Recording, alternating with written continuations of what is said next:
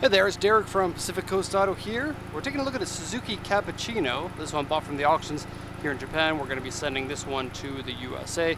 Kind of a semi-popular little car. It's a rear-wheel drive, popular sports car. 64 stock horsepower. This one's been slightly modified. 3-cylinder engine. It's a 660cc with turbocharger. And I'm actually going to turn the engine off because it's a little bit noisy. And we're trying to be extra nice to our neighbors. Here, have a listen to the exhaust. And that's aftermarket exhaust. And now, engine off.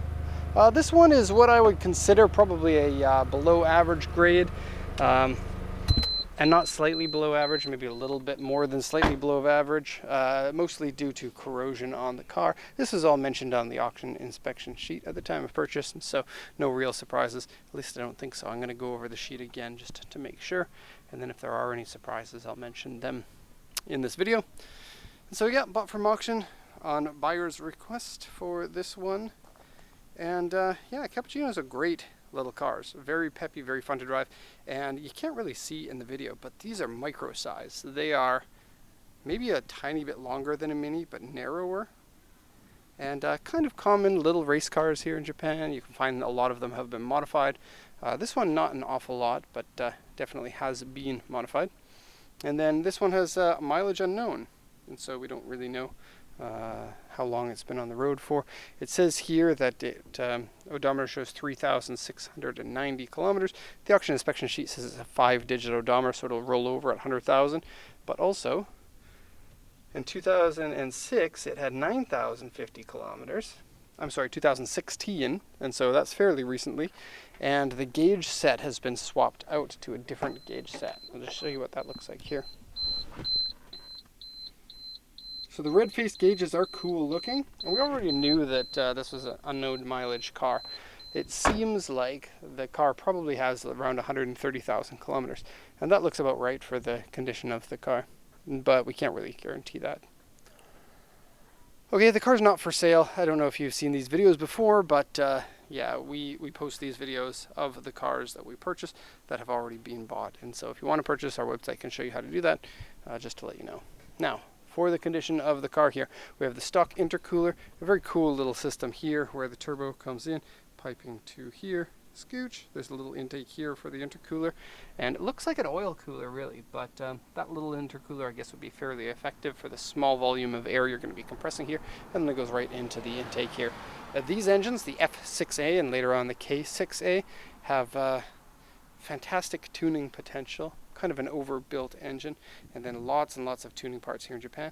And if you ever want to take it out, you can just grab it and pick it up. They're probably not that easy, but anyways, having a look in here, you can see that is an exhaust header. Yay! It's a win, and it's a very funny looking exhaust header because of how, you know, 3 pipes and fairly thin pipes. This one here is a blow-off valve, so you'll get your psh, psh sound. And then I don't know if this is an aftermarket turbo. Aftermarket turbos for these are cheap, and they tend to be a fairly effective way of gaining some more horsepower, but unfortunately I can't see in there to tell if it's aftermarket. Now luckily it has the world's biggest boost gauge on it, and so if you are boosting more than the regular 0.5 bar or 7.5 psi, you're going to know. Look at that boost gauge.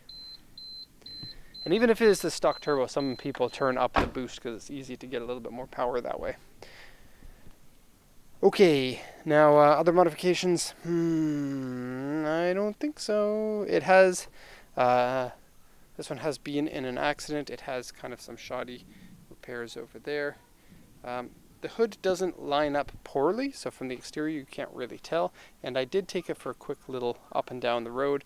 It didn't have any sort of problems that you would get from an accident grade car. Also, to be clear, an accident grade car here in Japanese auctions is very different from one that is in America, salvage title. That's a completely different thing. So if you're confused about that, you can ask us. Okay, aftermarket strut tower bar. There we go. All done. And this top completely removes. These 3 pieces can remove, and then this back window goes down, so an open top convertible. And we currently have an open top car as kind of like a company car. So fun to drive an open top car. and there's a sub in the back. And that sub is going to be meanly loud in a tiny little cabin like this. It's funny. Okay, gonna lower the hood here. Coolant and oil have been checked, they're okay. There's corrosion in the engine room. You can see it there. That's really gonna need to be repaired. I don't think it's a huge deal to get that repaired.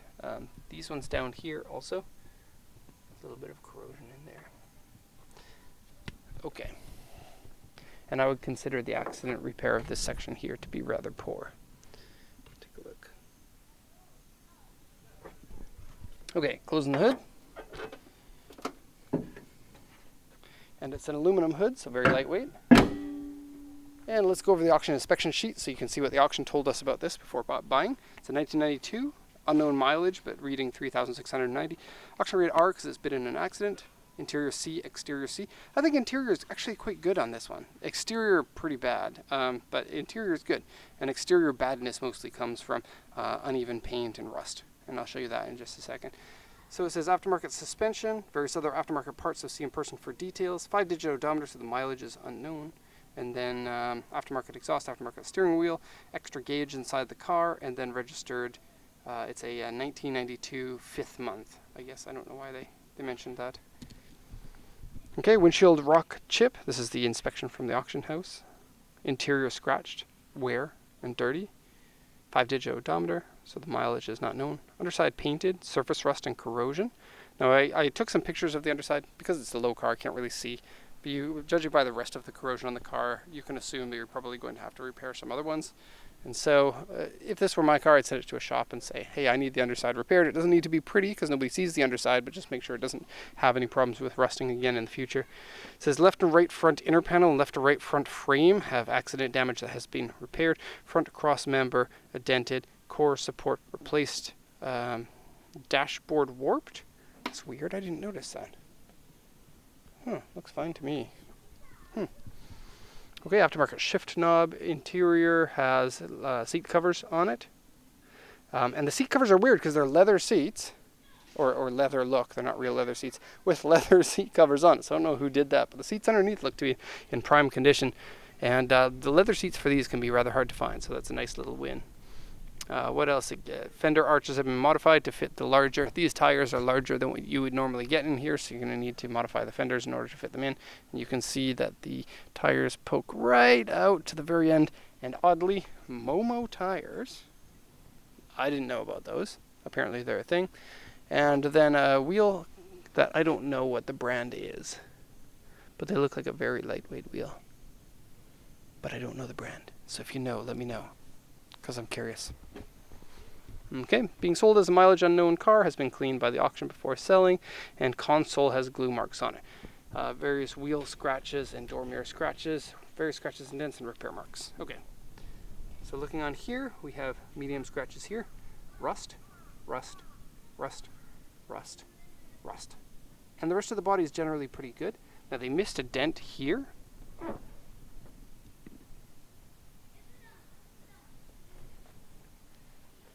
And then it says repair marks, which means they've repainted. But if you take a look, the door is a different color than the fender. So the fender and the hood have, those panels have been repainted at some point. And that kind of, that comment is understandable when they say the body has repair marks. I find that even without an accident, this hood doesn't tend to line up very well. Just it's a Cappuccino thing. And it's a little bit off. It's really not that bad. The worst part is right here where it's a little bit raised. And you might be able to even work that out a little bit without doing anything. The AC was on and it works, so we got AC leaking onto the ground. Or condensed water. Today is so humid, I feel like I just got out of a shower. It's so crazy how humid Japan gets. If you ever want to come to Japan in July, it's insane. Okay, so I'll do it once around here. I'll show you a detail of that rust. Have a look at the body. I'd say that the body's in generally pretty good condition, other than the rust. And so it's two things. It's few scratches and few dents on it, and then paint is really could be better because of that color mismatch, and then the rust is a big concern.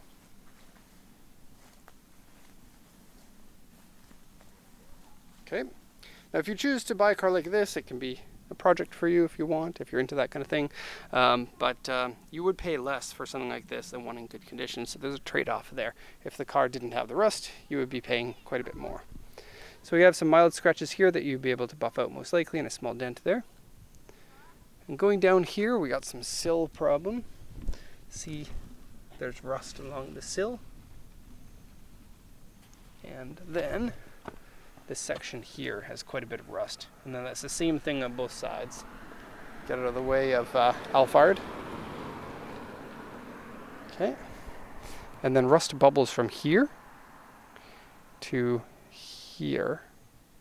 And this is a mix of surface stuff and corrosion. And then you can see down there.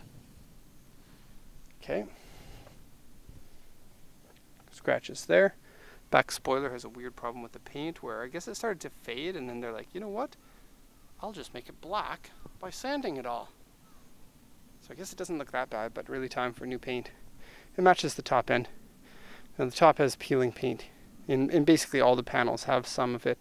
And then a number of odd dents in this. I don't know how you get dents in this, but if you want to replace one of these, it's not that big of a deal. Okay, now looking at this one here, we got some more, I don't know, can you see that? Rust bubbles here. And some corrosion here.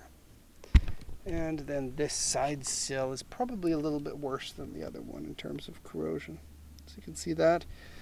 And then down here is a little bit worse. And this is in the sill of the car, not on the edge of the door, because the door starts up here, which is kind of interesting. It's a very high side sill, gives you better structural integrity, and it goes all the way down like that. All right, into the car here. And if you like roll cages, that's great, because there's a roll cage inside this car. That, I guess, is part of the other modifications, see in person.